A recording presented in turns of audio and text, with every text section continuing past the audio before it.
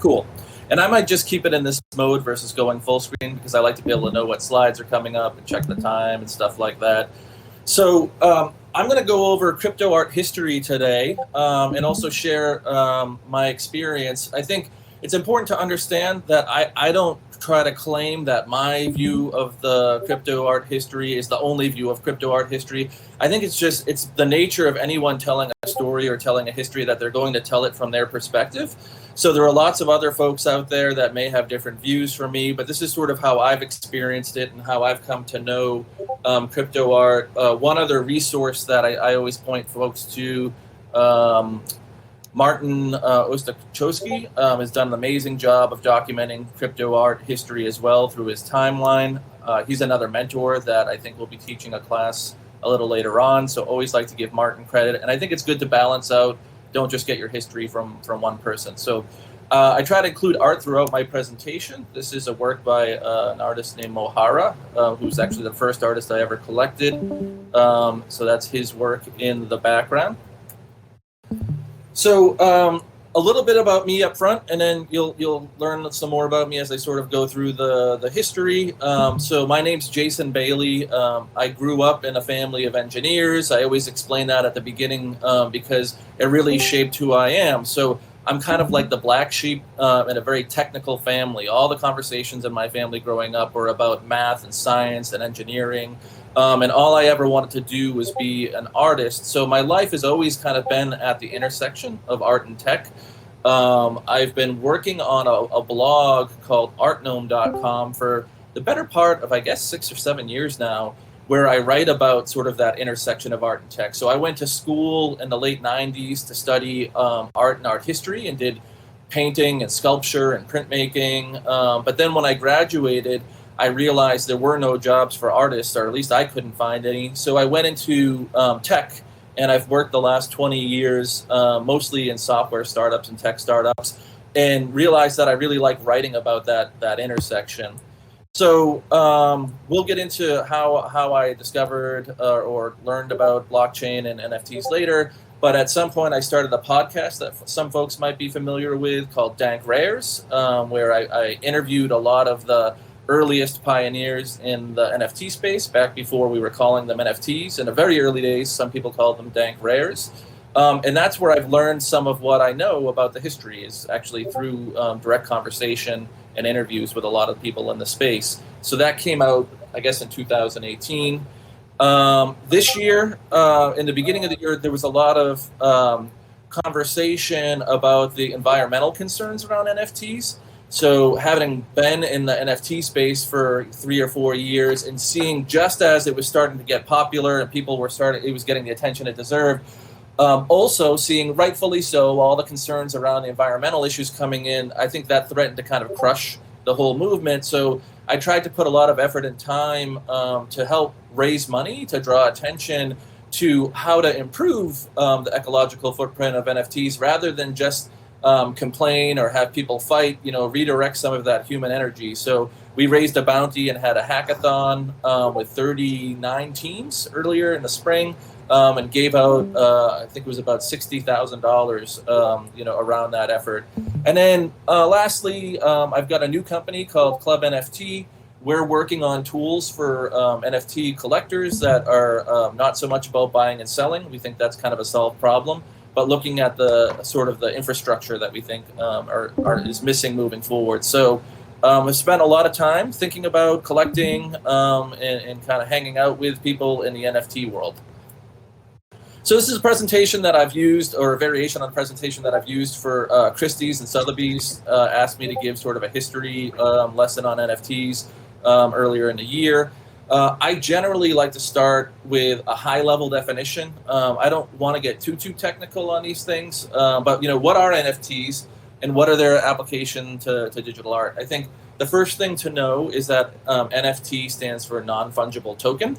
So a lot of people, say, well, I'm collecting art. Well, yeah, you are collecting art, but technically what you're collecting, the thing that you can prove that you own, is this digital token, right? And typically that digital token will have a link that goes out to where the media is stored. So the artwork or, the writing or the music or the 3D model. And the reason why NFTs are sort of exciting is because digital art's been around for a long time, but people didn't think of it as something that was collectible. People thought, well, why wouldn't I just right-click and save it? Like, why would I want to pay for something like this? And it's helped a lot to be able to show by looking at things like cryptocurrency, they kind of proved out that you can have provably scarce digital objects. So a bunch of us sort of early on started experimenting with this idea of how do you take that sort of proven out idea of digital scarcity and apply it to digital objects in a way that might make them more appealing as something that could be collected. On top of that, there's sort of this idea of immutable provenance. I've spent a large portion of my time trying to fight forgery in the traditional art world by building out this large database. And I can tell you that forgery is a really big problem because the records for traditional art aren't that great. And the blockchain's phenomenal in terms of having provenance for art because it's stored decentrally, which means that it's hard for any one person to change that record. And then there's some interesting stuff around smart contracts and royalties that we'll get into as we go a little bit further along. So that's sort of high-level NFTs and why I think they're important in terms of being applied to digital art. So I think to go back to the very beginning, if you go back to when Bitcoin was first created in 2009, so Bitcoin's this decentralized digital currency. Decentralization, that the interest here is how do we get rid of sort of the middleman or the bankers and have sort of a peer-to-peer currency. So there's this paper written by a pseudonymous author named Satoshi Nakamoto that kind of outlines this brilliant system that doesn't require you to trust any central authority. And these sort of ideas around decentralization are carried forward into the early crypto art movement. So a lot of crypto artists early on are also actually thinking about how do maybe we can get rid of the gallery or get rid of the, whatever the middleman equivalent might be. It turns out that we actually need a lot of those things, but in the beginning, or at least some of us think we do, but in the beginning, the goal really was like, how can we empower artists like fully and just make it more of a peer-to-peer system? I think the earliest art that I'm aware of on the blockchain is really people doing sort of Ascii art. So Ascii art is super low file size art that uses just numbers and letters. So as early as 2011, there were people doing Ascii art and embedding it into the actual blockchain. This was a tribute to cryptographer Len Sassaman, who had passed away in 2011. And Dan Kaminsky had put work directly into the blockchain using Ascii art. So that's one of the earlier examples. And I don't think at this point they're thinking of these as NFTs or things that they're going to buy and sell. It's really just people that are excited about this new technology that are playing around with the potential of trying to get images directly onto the blockchain. Then we hit 2014, which is sort of a big year. A bunch of people sort of independently come up with new experiments using art in the blockchain. I'm not big into this idea of like who exactly was first. I think it's really a bunch of people right around the same time are kind of exploring this because people tend to want to fight over who's first, and I call that firstism. But there are a handful of folks, let's just say in 2014, that are all doing sort of predecessors or variations on what later become NFTs. One is Kevin McCoy and Anil Dash with Monograph. So they actually tied this image to the blockchain, and it was recently sold at, I believe it was either Christie's or Sotheby's. I think it was Christie's. And there was some debate about whether or not it was the original image that was sold or whether it was reissued. We won't get into that here. The important thing to know is that Kevin is doing, really early work and looking at sort of like a proto NFT. Some people would argue the first NFT back in 2014. Another really important artist who's in this early on is Rhea Myers. So Rhea is looking almost at the contract itself as being art. So their early project called Ethereum, this contract is art, is almost like conceptual art, right? And that it's arguing not so much that it's going to use a token as a proxy, but that it's going to, that the contract itself is actually the artwork. So Ria's consistently been working since 2014 and done a lot of sort of exploration at the forefront of NFTs and pre-NFTs.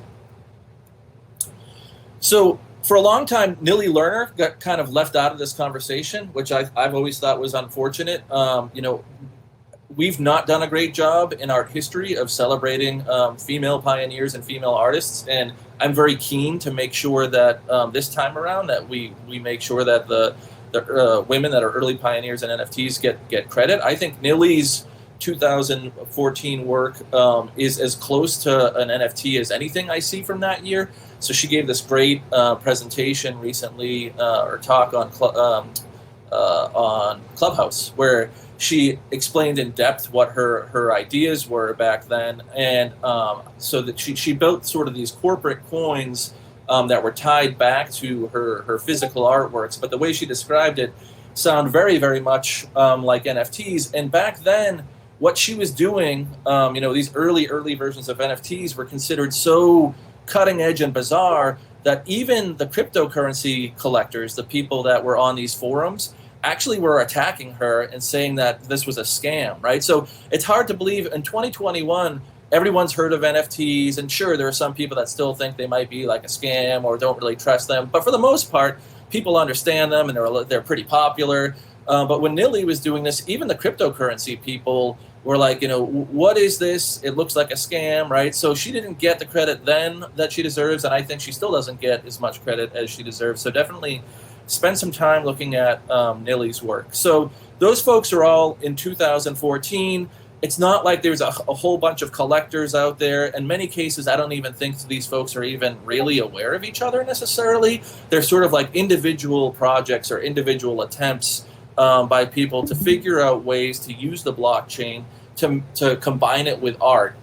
In addition to these ways of sort of trying to tie art, the way that I would say is on-chain, there are a bunch of artists that are actually just doing like analog painting and drawings that sort of just celebrate Bitcoin and decentralization and later Ethereum. I don't really cover those in this presentation. I think those artists are great and they're an important part of crypto art history, but I tend to focus more on the NFT side. Just quickly mentioning a few names, like Coin Artist is doing sort of like puzzle paintings back to 2014 and prior. And Crypto Graffiti, who will see some of his digital work, is also doing work that's sort of themed around crypto concepts and symbols back then. So then we get to 2016, and I think this Rare Pepe wallet, which is a platform that was created by Joe Looney in 2016, I think this is the moment when we get what I call sort of the NFT explosion or burst, or like the real first NFT platform. So instead of just one person, kind of experimenting, now, this sort of, so background on Rare Pepe wallet real quick. Rare Pepe is a meme. It's traveling around the internet back then. This is maybe before there were concerns about it being like a racist symbol or being adopted by the alt-right in the US. At first, it was just a symbol that kind of took off and people were doing all kinds of variations. Rare Pepe could be anything. There was, Rare Pepe Homer Simpson, and Rare Pepe Nakamoto, and Rare Pepe this, and Rare Pepe that. And the joke back then was that memes someday would be worth money, that there would be a meme economy, right? Everyone, like, there were even memes about the meme economy, and everybody was just kind of joking around about it. But Joe and this other gentleman, Mike in Space, thought, well, now that we have the blockchain, we actually could make a meme economy, right? So Mike in Space, I believe, made the first Rare Pepe card, and Joe built out sort of the infrastructure for other people to be able to make and submit these cards, right? And at first, it's kind of just a joke and who can make memes in these sort of trading card format and be able to sell them. But pretty quickly, people started wanting to buy them and sell them, and it went from like them just giving them to each other for free to spending small amounts of money to competing for the ones that were available because they were rare. So this is really the predecessor to every major NFT platform today, whether it's super rare or known origin or Nifty. I think they all kind of, this is the granddaddy or the grandmama of all of those platforms. And a lot of things they got right were They didn't charge artists at all. They took zero commission as part of their belief in sort of a decentralized system. They tried not to actually curate. They had this team of people they called the scientists who pick and choose which works came on the platform, but their goal wasn't to turn you down. They wanted to let everybody into the platform, and the only thing that they were doing is making sure that like nothing illegal was being uploaded. So they really embraced this decentralized format, and I always encourage the platforms, even the folks today, to go and look at Rare Pepe, because I think they were still ahead of the time. There's things that they innovated on that we haven't even seen today. The things like gift cards, making it easy to give NFTs out to people that had no cryptocurrency, and hidden bonus content, and all kinds of different stuff. So definitely check that out. Shortly after that, we've got Curio Cards. So that's similar to Rare Pepe in that it's an artist platform where people can contribute and submit works, but it's on Ethereum. So it's the first sort of artist platform on Ethereum, whereas I should have said the Rare Pepe platform was on Counterparty. So this is a work by Travis Uhrig is the Curio Cards creator. The work is by Crypto Graffiti. So he hasn't done a ton of NFTs. These are sort of an exception, but he was one of the handful of artists that used Curio Cards back in 2017. Then we get to the CryptoPunks. So even with Rare Pepe, they started to take off within a sub-community, and same with Curio Cards. But CryptoPunks, I think, a lot of people think that NFTs start with CryptoPunks. And obviously, we've just talked about a whole bunch of other efforts that kind of came before that. But really, the big contribution that Matt and John made with CryptoPunks is that I think it's the first really big, popular NFT project that captures people's imaginations, right? So 10,000 of these punks were given away initially. In the beginning, they weren't even sure if anyone was going to claim them, right? It's a really revolutionary project.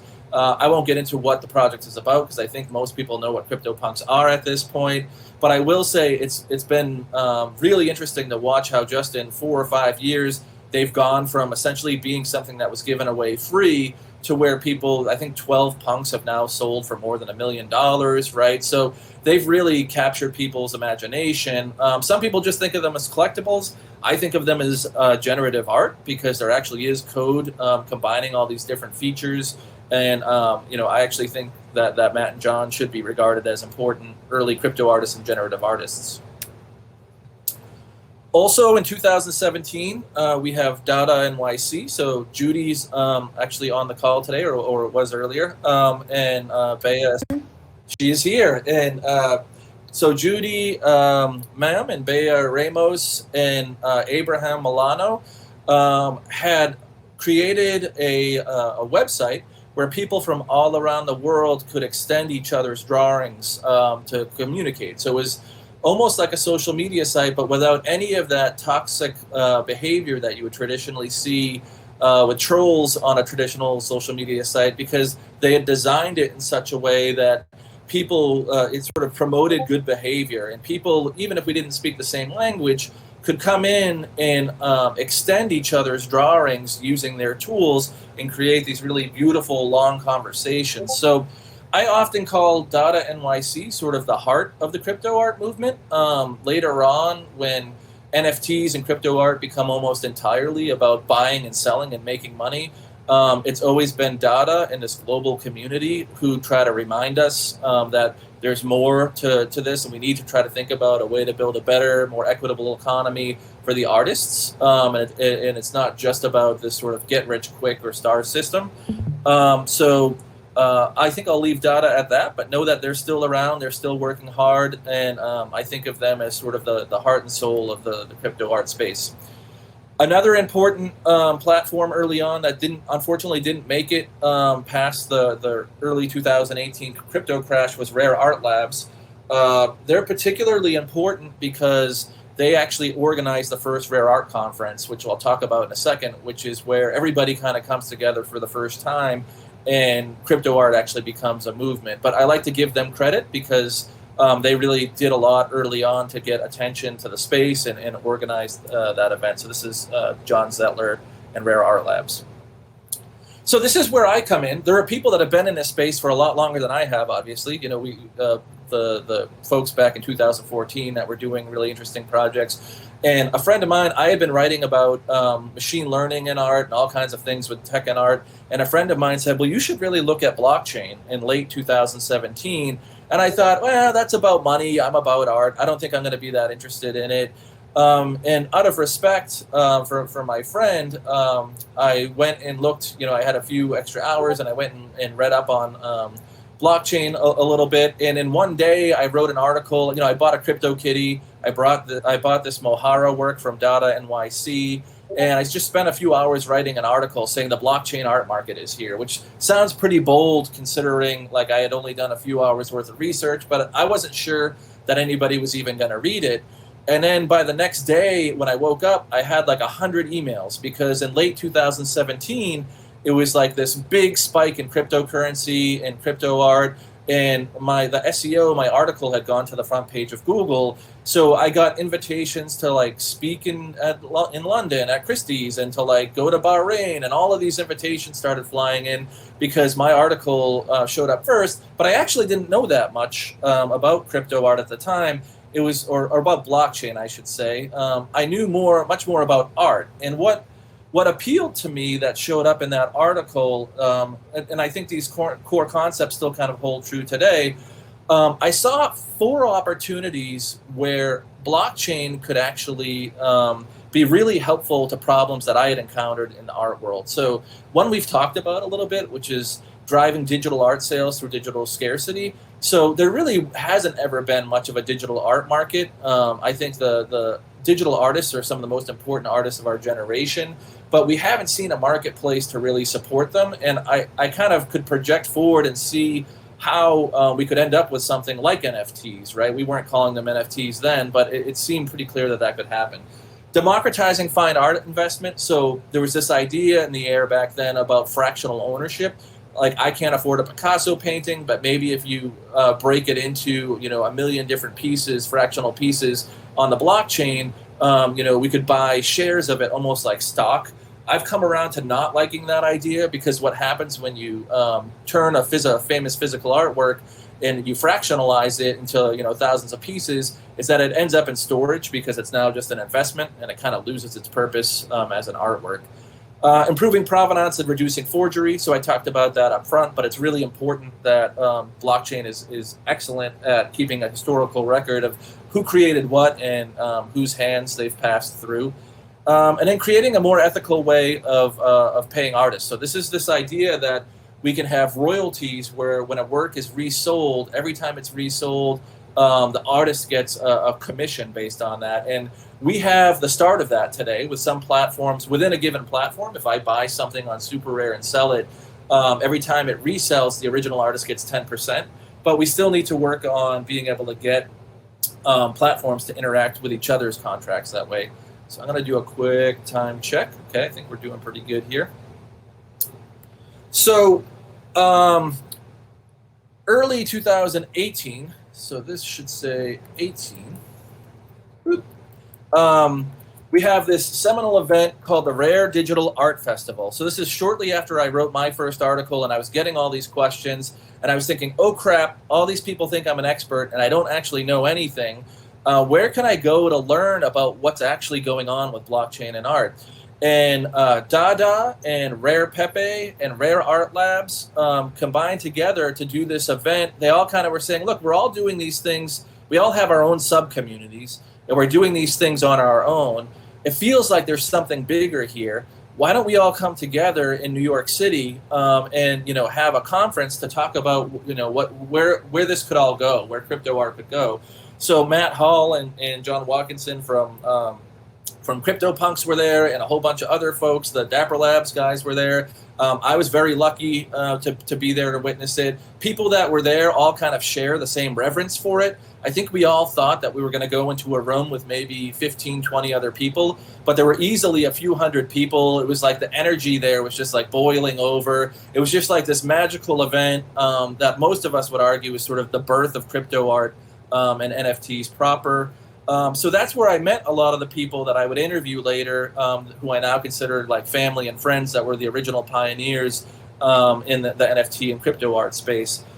But I left that event wondering, like, what what actually is crypto art? There are so many different groups, like the Rare Pepe folks seemed quite different from the Dada folks, seemed quite different from the Rare Art Labs folks. And I was asking myself, is there any like single unifying theory to find this thing that that we call crypto art almost as a movement? So, and I guess February of 2018. I hate slides with a bunch of words, and I hate when people read words off of slides. But I'm going to break my own rule here because this was sort of my earliest attempt at defining crypto art as a movement, and I think it's held up pretty well. So I'll cruise through these, but these are sort of the things that I saw as an overlay. Not all crypto art's the same, but these are sort of themes that popped up. So generally, crypto art was digitally native. Sure, there are people that do paintings and sculptures and stuff, but at the time and now, predominantly it's work that's created digitally. Geographically agnostic, so that means it's not coming. A lot of historical art movements came from one geography, one place, one country, and crypto art emerged globally, so it's geographically agnostic. It's democratic and permissionless. So in the history of art, usually people have to get discovered and work their way up through a gallery, and it's starting to look like that again in the crypto art world. But back in 2018, anybody could join any platform, and that was a big factor of what made crypto art crypto art. There were fewer gatekeepers, which brings us to decentralized. So the goal really was to sort of reduce who gets to say what's good and what's bad, and allow people equal access to these different platforms. Anonymity. So back then and even now, a lot of the artists come primarily from sort of a cryptocurrency space or a cypherpunk background, and really value anonymity and use pseudonyms because they don't want people to necessarily know their identity.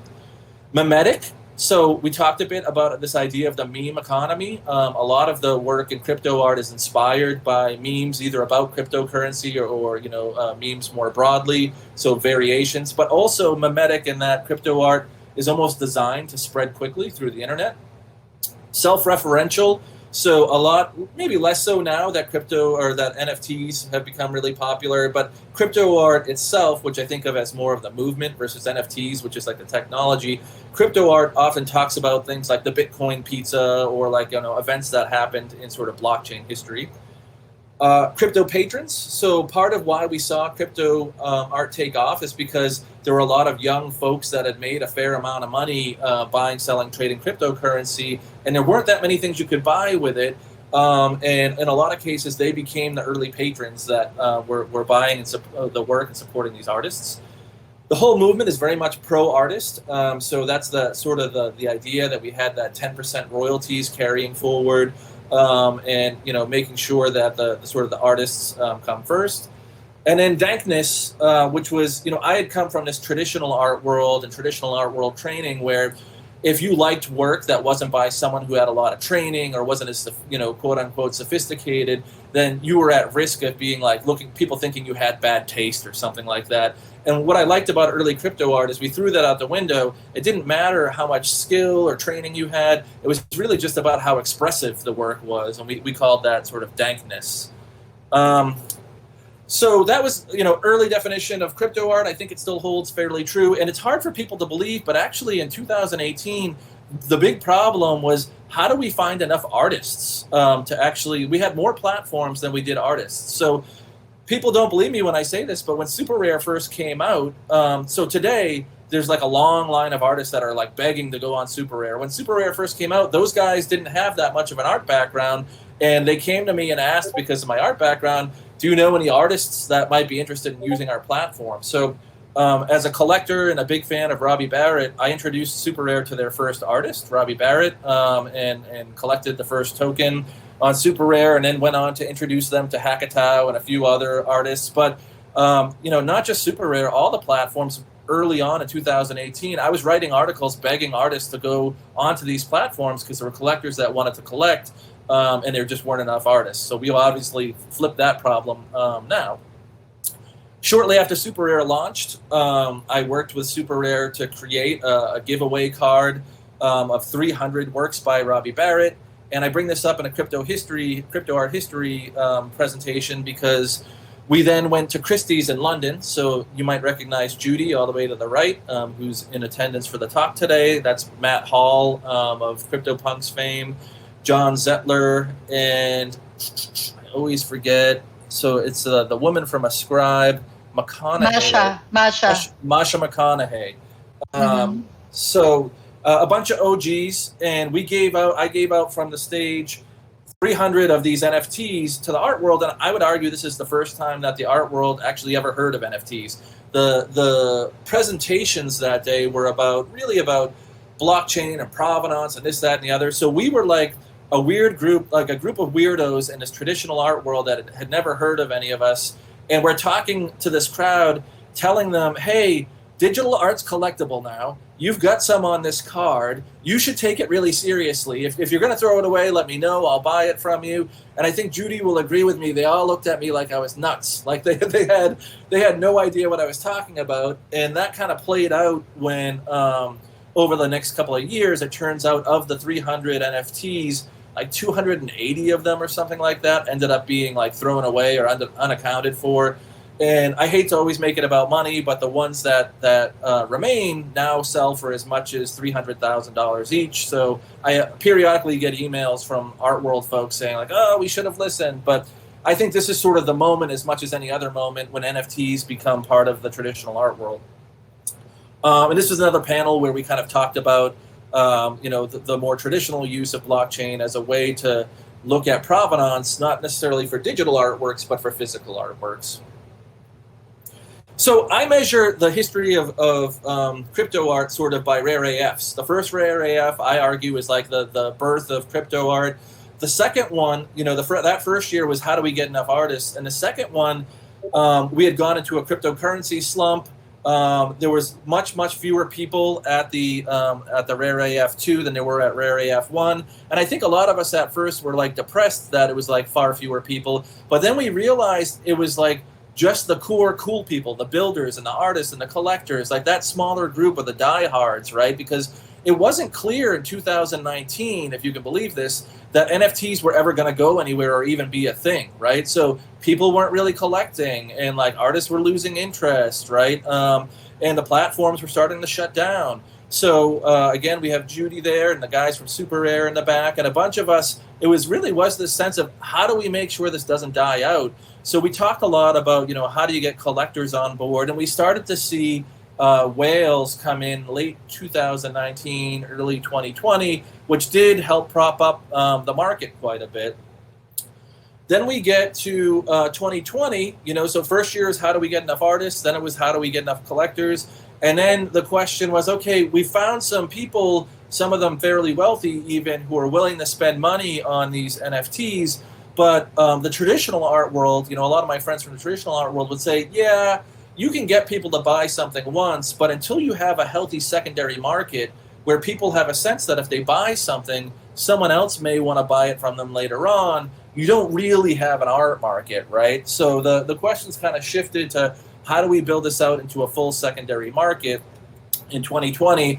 And that's when I started seeing offers for some of the early, I had been collecting all along, and I started seeing offers for some of the early artworks that I bought, like the Robbie Barretts. And at first it was a few $100s, then a few $1,000, then $10,000. And while I mostly collect because I love art, I did let some of that work go early on, and I do think it helped establish that, like people will actually pay a lot for these works on the secondary market, and they are desirable. And that's when I think we started to see the market take off in 2020. So by 2021, it gets pretty extreme. We see all these, it's still in 2020, it's still a small group of maybe a few hundred, maybe 1,000, 2,000 like core like collectors that are still pretty nerdy, and most people don't know about NFTs. And then along comes this giant sale that makes the news, and everybody hears about it, and it's in every major newspaper, right? So Christie's, this 200-year-old auction house, sells a work by Beeple for $70 million. And from that point on, I mean, it's great that it drew attention to NFTs, but it was also kind of horrible because everyone that I talked to, NFTs and crypto art had always been about how do we make it possible for artists all around the world to participate and have a more equitable system and do this thing that's like the opposite of the old art world?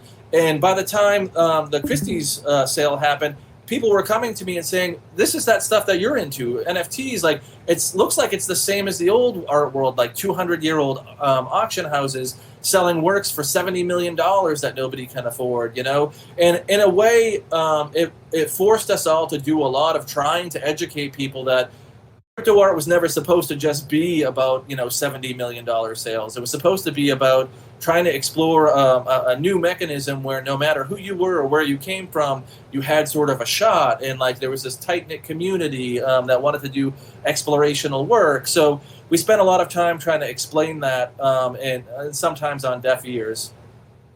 And then, you know, with that sale and other big sales, we saw crypto art going mainstream as measured by, you know, investors like Mark Cuban started investing money into companies like Lazy.com, a viewer, where you could go in and look at your works. And like we saw other platforms that have been around getting more money, which I think is, you know, it's not necessarily a bad thing. We need to build out this ecosystem, but at the same time, I always want to make sure that we retain the core values of the crypto art movement as much as we can. And I think we've seen, you know, well, yeah, I'll get a little bit later to where I think we are today. I'm going to touch a few more things about what happened earlier in the year.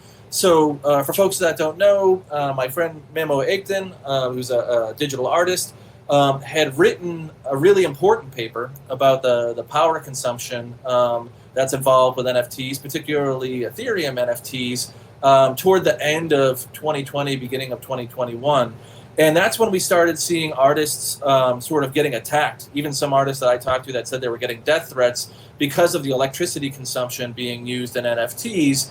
And that's when I jumped in and realized, you know, I said, look, I had friends on both sides. I don't think any artist wants to burn down the planet. What if we raise some money and actually work towards trying to solve this problem instead of just attacking each other, right?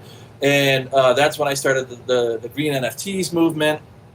So this is sort of the first tweet that I put out there. It said, you know, I'll donate $1,000. Would other folks come and join? Now, I'm not trying to make myself look like a hero. The truth is I was way in over my head. And the only reason I knew I could do this is because I knew we have such a great community. So folks like Fanny Lackaboy and Gitcoin and, you know, came to help me structure it and organize it. And then the artists themselves started selling work and donating the proceeds. Because in the end of the day, it's not the famous rich people that are making and buying and selling NFTs that make this a movement. Those people came and went already, as far as I can tell, right? It's this core community that all work together and try to own the problems together when they come up, right? So really proud of the community for how they came together on this. The result of it was 39 teams submitting you know, different solutions to try to improve the efficiency and help educate people around NFTs. I think a lot of folks that are on this call already know that Tezos and Tezos-based marketplaces like Hic et Nunc use a format called proof of stake. I'm not going to get into consensus mechanisms because it gets pretty nerdy, but essentially proof of stake uses sort of a social mechanism to mine blocks on the blockchain and dramatically reduces the electricity consumption. Ethereum should be moving towards that. They've been saying that for a while. We're all continuing to pressure them to move from proof of work, which uses a bunch of computers to compete to solve math problems, to mine the next block, which is where the electricity consumption comes from, to try to get them to move to proof of stake, right? So that was sort of the crux of what a lot of this debate was about and where we're trying to get some progress. So that kind of marked the beginning of this year. This is Hic et Nunc, which uses the proof of stake. For folks, a lot of folks, the first thing they tell me when I say I'm into NFTs is, yeah, but you're killing the environment. And I immediately tell them, no, if you're interested, you can collect on Hic et Nunc and you know, sort of mitigate almost entirely any environmental concerns. So after that big boom, what we started to see as of a month or so ago are all of these newspapers who kind of didn't ever understand NFTs to begin with. And then all they knew about it is that rich people were buying and selling them for millions of dollars or whatever. They really sort of had schadenfreude. They were really excited to say like, oh, the market's crashed, NFTs are dead, they're dead. Like this was sort of the news a month or two ago because it had gone down a bit. But the market never really died. You know, people were sharing charts that showed like, oh, look, the trade volume's going down. But if you remember in January, or God forbid last year, like there's almost nobody doing this stuff. So even when the numbers are going down, they're way up from where they were the year prior. And a lot of us are kind of glad that the hype is gone. So I put out this very scientific chart that is based on no data at all, where we saw this kind of a spike in early 2018, where all the newspapers and media were writing about it and all the famous people were getting involved. And then it went flat those years that I was talking about when we were trying to figure out if it was going to disappear altogether. And in those lean times, that's when the coolest platforms start to come out, right? So it's important to know that Rare Pepe and CryptoPunks, they weren't launched in the middle of like a huge bubble when everyone was excited. Those are projects that were built in the years out of boredom when cryptocurrency wasn't doing that well and people wanted to try to find new things to work on and do. And similarly, a lot of the platforms sort of grew up and launched in between these two big hype cycles. And I think the real growth, the core community growth, happens during these lean times. And, you just learn to kind of ignore the hype bubbles. We'll see another one in 4 years. It's just kind of the way it works. So real quick, I want to be conscientious of time. Why do I believe in NFTs even when the hype comes and goes? Because I fundamentally believe that digital art is far more important than we've been treating it for the last several decades. This is a tweet that I shared a while back that I think sort of summarizes it. I believe our generation's culture is largely digital at this point. NFTs let us preserve and collect that history the way previous generations did with analog history. It sometimes looks clunky because the solutions aren't perfect and we are in a transitional period, but the train has left the station. So I ignore these spikes. They don't really matter to me. I don't care if people like NFTs or don't like them. I think we have digital culture that we sort of have to promote, protect, preserve, collect, right? And that's what keeps me motivated. And the last three things are just tips based on what I've learned personally in the crypto art space over the last 4 years that I think help people when they're new to the space. A lot of people come and they immediately want to know, how come I'm not selling? How come no one's buying my artwork? How come I'm not getting attention? And I encourage those folks to try to think generously. And, the people that I've seen succeed the most in this space are the ones that come in with a giving mindset and, come in and compliment other artists or volunteer to help or find a way to contribute. This isn't here just for people to come and show up and take. The reason I give my time to give presentations like I am today and to meet folks is because that's what this community is about. That's how we exist, right? So I quote John F. Kennedy and give this silly crypto JFK quote that says, "Ask not what crypto art can do for you, but what you can do for crypto art." And the folks that come in with this mindset tend to do pretty well.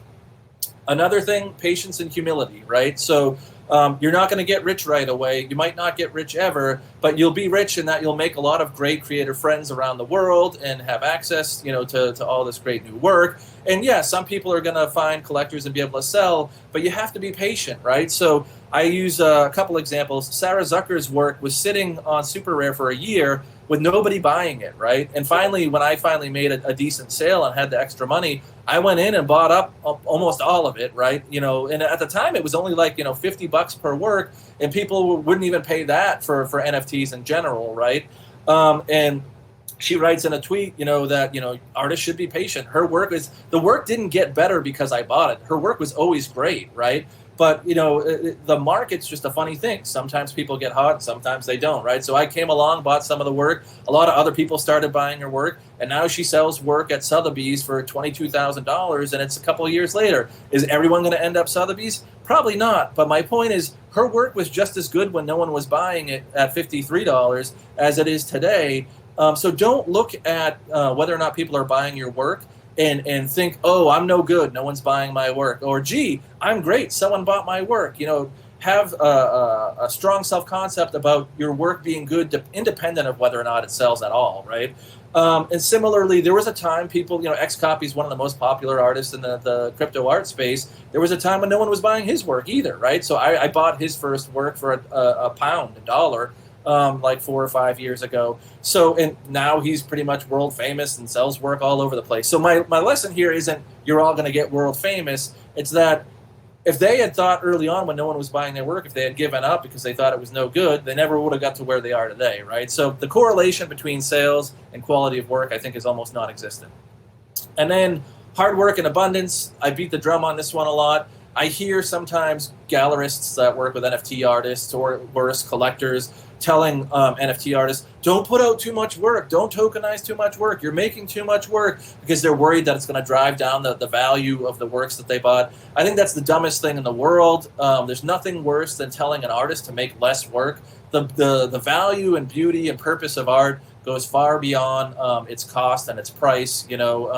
Just the only way to get better is to keep making work, try new things. Don't beat yourself up or get overly strategic about how much work to put out. The only way to get better is to make more work. These three certainly put out as much work as possible, and their markets are doing just fine, right? So yeah, with that, hopefully I didn't run over too much. I'm going to come back and stop sharing my screen, see if anyone's still here. Let's see, and stop streaming.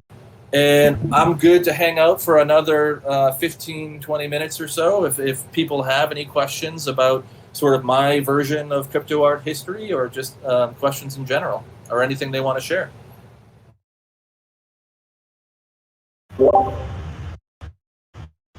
Thank you so much. Awesome. Oh, go ahead, Lynn. Yeah, I was just going to say, thank you so much for the presentation. This was super enlightening, especially for someone who's so new. I wonder, what are like some trends you're excited about in moving into the future of the NFT space? Yeah, that's a great question. So there's a few things. At the core, I'm a huge generative art nerd. That's my favorite thing, is sort of art that's based on software or driven by code. And in the beginning, generative artists were actually tending to stay away from NFTs because NFTs had this negative association with ICOs and scams or whatever. And I've always thought the artists who can actually code and do generative art would also understand smart contracts, and that intersection of smart contracts and generative art, I think, is going to be really rich and interesting to watch moving forward. We're seeing early versions of that on platforms like Art Blocks, and a lot of the generative artists that were holding back are now moving to Hic et Nunc. So on a personal level, I'm excited about seeing NFTs that go beyond just a static image and become dynamic and interactive and things like that. I'm also excited about part of what my new company is working on are better tools to be able to sort of organize your collection and protect your collection and trade, and new tools to discover NFTs. Things that kind of go beyond buying and selling are interesting to me. DAOs are something that people talk a lot about. So the ability to sort of fractionally own digital artworks, or have artworks that are tied to sort of voting abilities or communities that have sort of built out around those. So I think we're just only scratched the surface in terms of what NFTs can do, as software and smart contracts, which are essentially software, and excited to see where those go. On the opposite side of that, I'm excited to see folks that aren't technical at all, that maybe didn't understand, were scared of blockchain and didn't understand this stuff. I'm excited to see the tools get into their hands, and see folks that are more focused on traditional art be able to come into this space now that it's a little bit more accessible.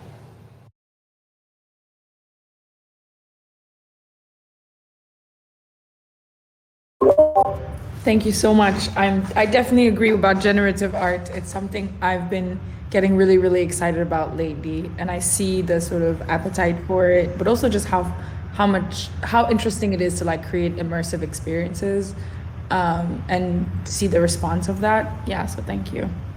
Thank you for the great question.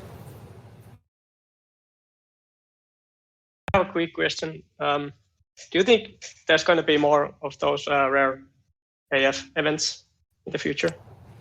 Yeah, so I think there was, I went to the first three, and I think there was a super small one that was just like a gathering of a handful of folks. I don't know, Judy, did you end up going? I think Fanny or someone told me there was just like a micro one with like a dozen folks or something like that. But I was a little bummed that there wasn't like the full scale one this year. Right. No, yeah, it was a very modest picnic. So this year was very small. I think already last year, because of the pandemic, everything it happened and it was digital, and this year it was just a small gathering. But I do think that it should be like the main event for the community, and maybe hopefully next year it'll be able to grow back to its original or more. I think we should work together to make it happen, because I think part of also what happened is there was so much attention around NFTs 2 months ago, 3 months ago, that it would have just felt like another like super commercial slick event or whatever. Like everybody would have kind of flooded it. And we've always tried, I mean, look, everybody's always invited, but we've tried to make it about community more so than like, you know, these crazy NFT conferences that are all just about like selling and glitzy and famous people and stuff. So part of me actually kind of hopes that NFTs are less popular next year because then we can get back to sort of that core group that are more about how can we creatively build things out. So yeah, I think the spirit in this community, by the way, is that no one owns Rare AF, right? So if you want to see it, the best thing to do is to start talking to people in Discord and different chats and volunteer some time and you know try to help make it. Who is, I forget, Judy, who is the guy?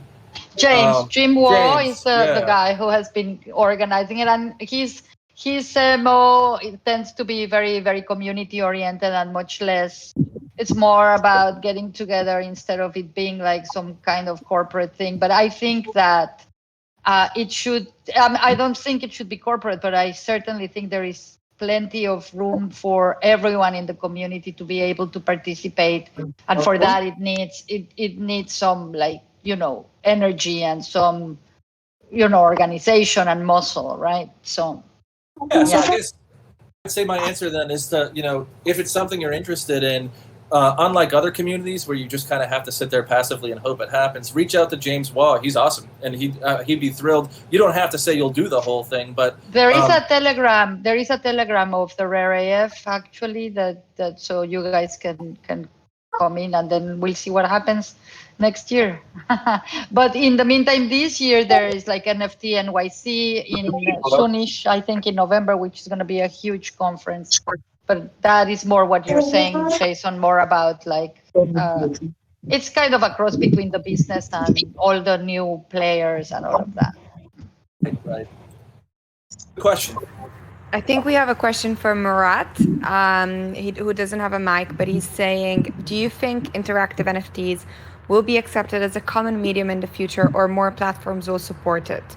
Currently, I know a few platforms support generative interactive art.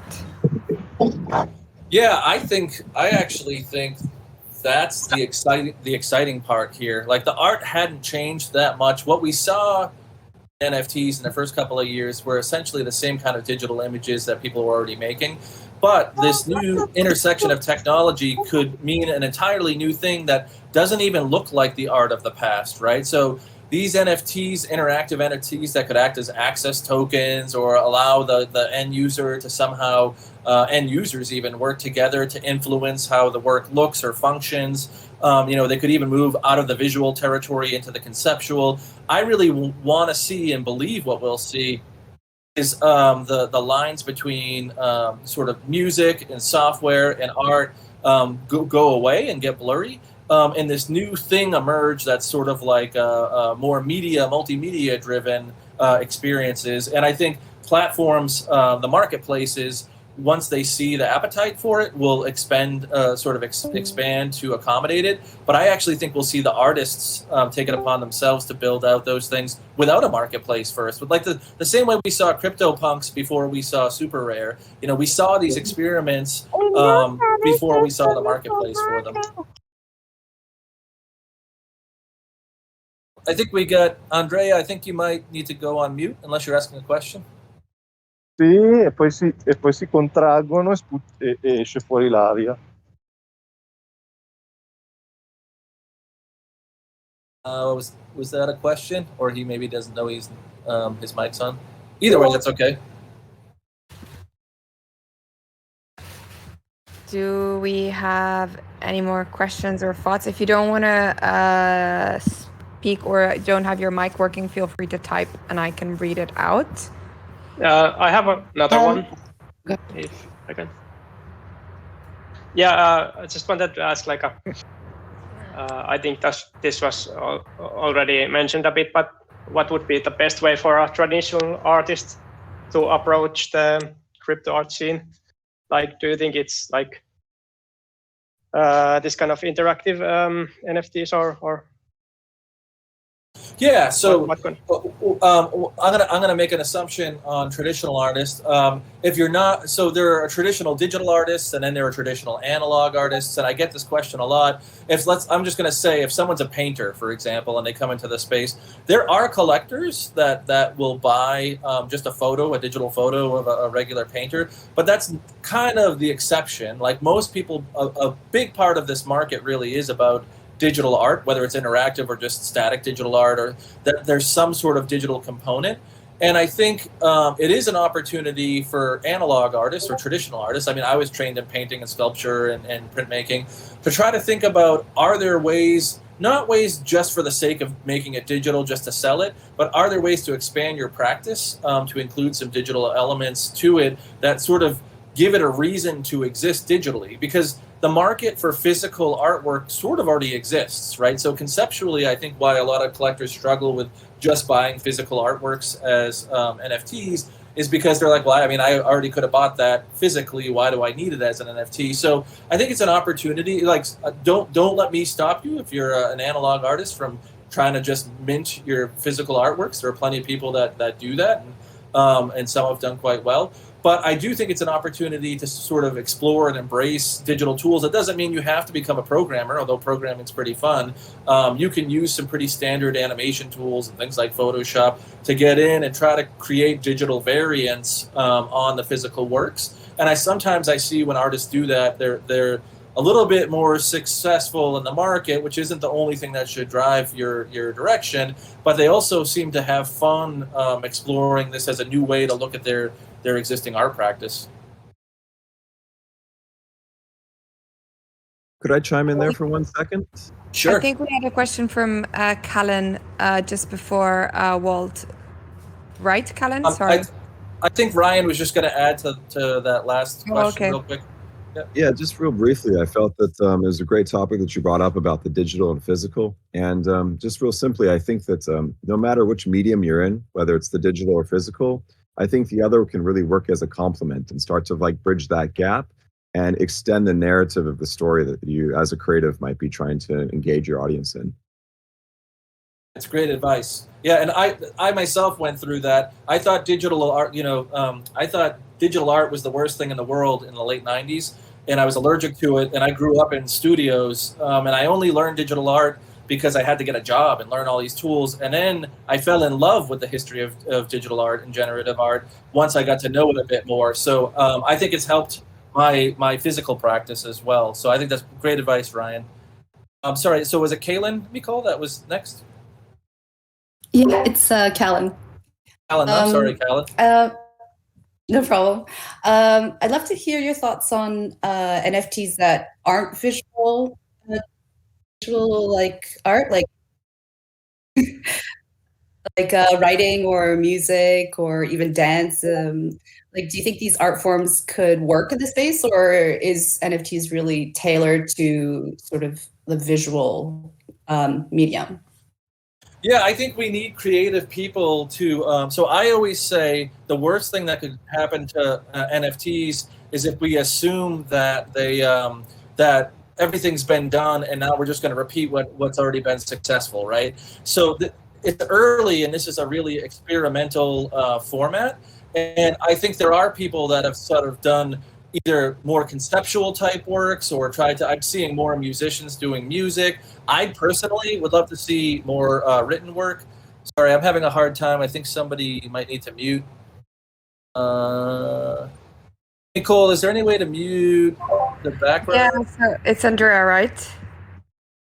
It's what? Is it Andrea? Seems like it. Yeah, I've muted him on my side. So if you click on his profile, you should be able to mute. I've tried to ping him, but I don't think he's reading. I think that mutes me. No, so if you go on his profile, like you click on his photo, you right click Okay, right click, you should be able to mute the person. so I see profile. Oh, user volume, maybe? Will that do it? Oh, No, mute. no, no. Okay. Mute, Okay, yeah. I got it. Yeah. All right, there we go. Oh, that's Sorry. better. Okay. Yeah, no worries. I've been guilty of that myself. So, yeah, I think, as with everything in this space, I think it takes really smart, creative people pushing the boundaries of what these things can do. As a consumer or a collector, I love the idea of, I'd love to see more poetry or, dance or those kinds of things coming into the NFT format, because my original vision, I didn't get into this much when I talked about the history, was like, I want to wake up tomorrow. What motivated me when I first started buying works from Judy and Dada and these artists all around the world is that I want to wake up tomorrow and have more great creative works to consume, right? So whether that's writing or dance or cinema or art, and I don't have enough money, it's kind of evolved where everyone's trying to spend tens of thousands of dollars on everything. But the beautiful vision would be like, what if lots and lots of people gave almost like a tip, a small amount of money, to get a large edition NFT of a poem because they want to read more poetry by that work or by poetry by that person and support them so that there's more work tomorrow, right? So I think it's ripe territory to explore. I wouldn't bank on the existing marketplaces being the thing to solve it for you. And I would go into it sort of with your own sort of exploratory approach. But let me know as it evolves, because it's certainly something I would support. If I may just put in, I am a writer, and I'm actually going to be publishing my first novel as an NFT. And so there is such a thing. It's very, very early, and so some of the things about that particular format are not in place yet. But one of the things, for instance, that is amazing for publishing is the royalty distribution, which I signed a 10-page contract with my publisher, which in NFT, it just happens automatically, right? So I know that Hen Hikadnong has music NFTs that are amazing, and there's people who have published things, and I think there's even a platform where people write. I think I can't remember it right now, but I'll try to, where people kind of write NFTs, like it's a publishing platform. So yeah, there is. I completely agree with Jason that there should be room for experimentation. My NFT, Jason, by the way, is going to have a cover by Mohara, an animated cover by Mohara, which I asked him to do so as a collaboration. So yeah, so there can be all these kind of interesting, also cross-platform things like having art or having music, or that's also one of the wonderful things about NFTs, is that they could be layered. They can be layered. Right, these barriers will break down. So I don't want to get overly nerdy, but I'll post my my thesis from my master's degree if anyone wants to read it. But essentially, my thesis was that in the analog world, like you blow into an instrument and sound comes out the other side, or you strum the strings, or you drag a paintbrush across a surface and paint comes out, or you've got like film for cameras, and all the inputs and outputs are very different and don't necessarily overlap in the analog world across different media types. In the digital world, everything at some point or another becomes essentially ones and zeros, right? So you can create art with instruments, or you can produce music by sculpting clay and having like a real-time video recognition on it. So I think we can, for folks that are creative, we can actually break down a lot of these old school boundaries between what's written, what's art, what's music, right? And this is the digital world really kind of helps us do that, right? And NFTs might be a fun way to explore that. So yeah, I know that gets a little bit abstract, but it's a space that I'm interested in. Yeah, I also like to add that I think like the technology is so new right now, and especially for the creatives. I think sometimes people get a little overwhelmed by trying to understand it all. And actually, I think it kind of is a gift right now, because it's evolving so quickly. And if we can have our narratives and our stories and try to say, okay, we want our art to do this, or our story to do this, I think it's a really great time to have these ideas, because like Jason said, we're no longer really shoehorned into one physical section or this section. So just keep that in mind. I think it's something nice. Yeah, I agree. What's really nice about this time period, the last 2 or 3 years, I'm old now, I've got the gray hairs in my beard or whatever, but in the late 90s, early 2000s, when Flash was really popular in the beginning of processing, was really this super Wild West experimental stage when you would go to a website and have to wait for like an hour while the thing loaded some crazy animation. And like, you know, it was like the creativity and variety of approaches that people were taking to technology were just really creative and exciting and fun. And now, you know, usability has sort of taken over for things like websites, and everything essentially looks the same. And we've gained efficiency, but we've lost some of this crazy wild spirit that we had around technology in the late 90s, early 2000s. And I think we're starting to see some of that come back, you know, with NFTs and blockchain and AI and ML to some degree. So, you know, technology and art, you know, technology is at its best when it's sort of spurring on new ideas for the artists, and not feeling like something that's sort of caging them in, which I think is part of what Brian was saying as well. So any other questions? I know we're probably close to, I mean, I can go another 10 minutes or so if folks have questions. I'm also a Twitter junkie, so you can always find me at Artnome. If you follow me, you'll have to put up with the occasional drunken pontification about things like hot tubs and you know, and roasted tomatoes. So, but periodically I do talk about art and tech on there as well. Mikol, any other questions come in, or anyone else have anything they want to say? I have one question still. Sure. So, what do you think about, like, I do digital painting and traditional oil painting, and I would like to, of course, experiment with a lot of different things. Like I do a bit of coding at work also. So just worried about, like, because my digital painting, I have a certain style I do. So should I like fully just embrace like creating different styles of artwork and different kind of things and releasing them as NFTs, or should I kind of stay within my own style or something? Yeah, so I mean, part of that question you'll have to answer for yourself, but let me share with you how I think about that. So I did, you know, my undergrad degree was in oil painting and watercolor. Let's, like, for example, right? And oil painting is very different from watercolor. Like when I do watercolor, I have far less control over the paint, and it kind of takes off. And my style in watercolor looks much different than my style in oil painting, where I can kind of go in and correct and, you know, fix mistakes or whatever, because they're two different medium, and one's not better than the other. But I didn't feel when I went into watercolor like I had to make my watercolors look like my oil paintings, right? Because it was just a different tool for me to express what I wanted to get across, right? So I think similarly, I wouldn't go into digital tools trying to reproduce what you do with your paintbrush, right? I would go into digital tools as an artist who's curious and wants to see how you can use these tools to express yourself, right? And I think you'll find that more fun. Like, give yourself some room to make some mistakes and experiment and get comfortable with the tools. And you know, the mistakes are often the thing that becomes sort of our signature or part of our style. But I think I personally would get frustrated if I gave it to myself as an assignment to try to recreate or reproduce my analog style in a digital tool. Is that helpful? Yeah, certainly.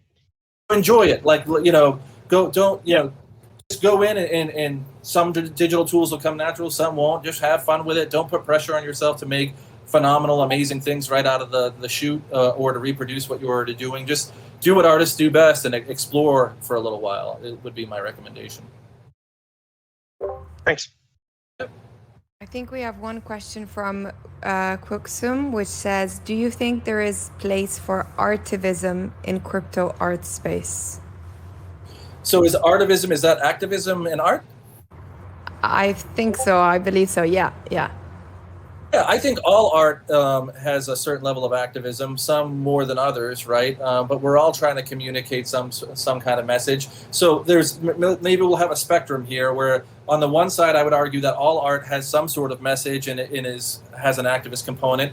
If you want to go really literal to the other side, you can bake things into smart contracts to, you know, where moving forward, each sale gives a percentage of that sale to, you know, a given cause or something like that, or just very proactively trying to create works that bring home messages around whatever it is your particular cause is. So I do work, obviously with green NFTs. There's this social blockchain art for social good or something like that. I wish I could remember the acronym, but they're doing an NFT. Sorry, they're doing an NFT activism hackathon thing this fall, and we're going to end up joining along with them. So yeah, I think again, the cool thing about it being so early in this space is there's actually room for anything, and no one's going to be mad at you if that's your thing and you want to start experimenting with it. I think you're going to find there are a lot of other creative and tech savvy folks in this space who are going to want to help you out and join in. So there are some examples out there, but even if there weren't, I wouldn't let it hold you back. If you've got an idea in your head, the cool thing about being early in a space like this is that you can try to build something out, and you'll probably be able to find folks that want to help.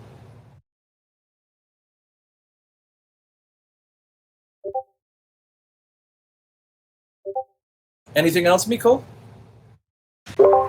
Not on the chat, unless anybody else has questions. If not, yeah, I think it was a super session. I popped your Twitter in the chat, and I also added a lot of useful links from articles that you mentioned over the course of the class. If you want to share your thesis, that would be awesome. I think a lot of people would be interested in reading that.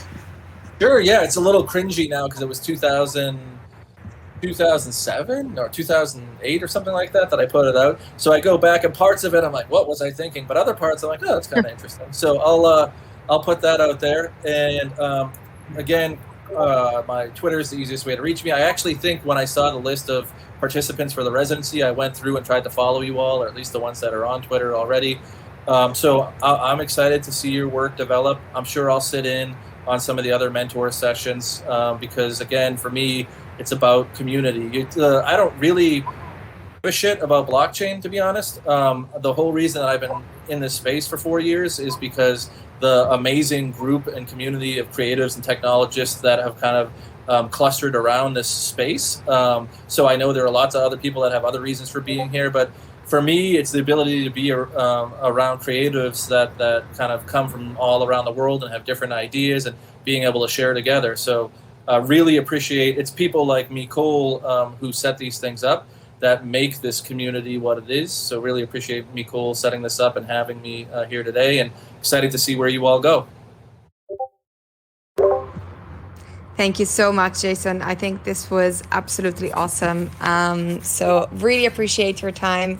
Thank you for giving us, a crypto art history lesson. I learned a lot from you, so I'm so glad that all of us can, keep learning from you, because I think it's super important. And thank you also to everyone else of the mentors who popped in and said hello and added their thoughts. Really appreciated. And yeah, all of you guys, thanks a lot. This was awesome. Feel free to keep, adding thoughts and stuff on the chat. I'd love to hear, some interesting takeaways that you took from today's session with Jason. Take care, everybody. Have a great weekend. And thanks, really Jason. Nice that was awesome. awesome. Thank you so much. Take care.